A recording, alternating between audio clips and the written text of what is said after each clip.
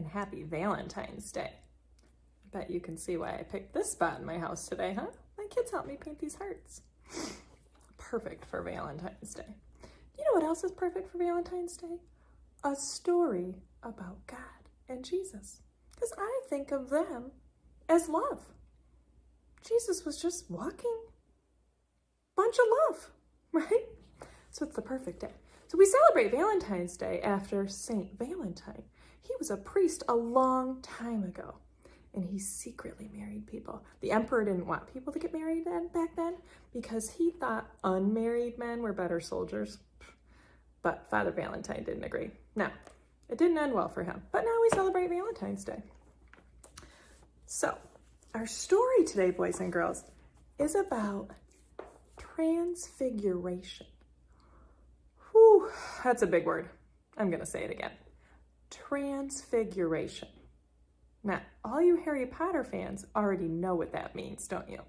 You change one thing into another thing. So Professor McGonagall taught that class, where you change like beetles into buttons. This isn't that, but it's a story about something changing into something else.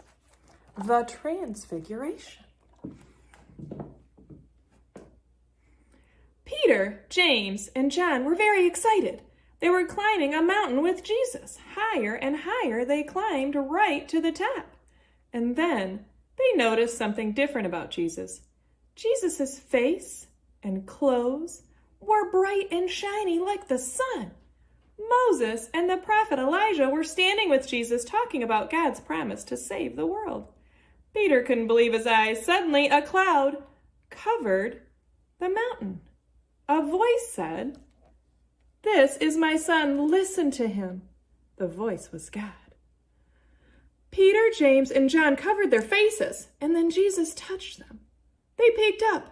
Everything was the same as was before, even Jesus. On the way back down the mountain, Jesus, Peter, James, and John talked about God's promise, but they didn't tell anyone else what happened on the mountain for a long time.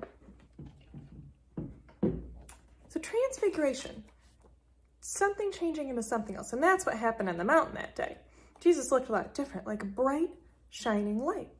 And we tell this story as, sometimes people tell the story as a little more proof that Jesus was divine or godlike. But here's what you know. We're all divine, right? We all have that bright, shining light and love inside of us.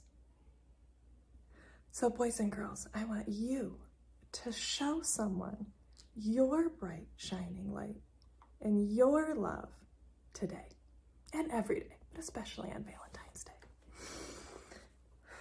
Okay, let's say our prayer. Ready? Loving God, guide us in your light. Open our eyes to your presence. Help us to be instruments of your love in the world today and every day. Amen.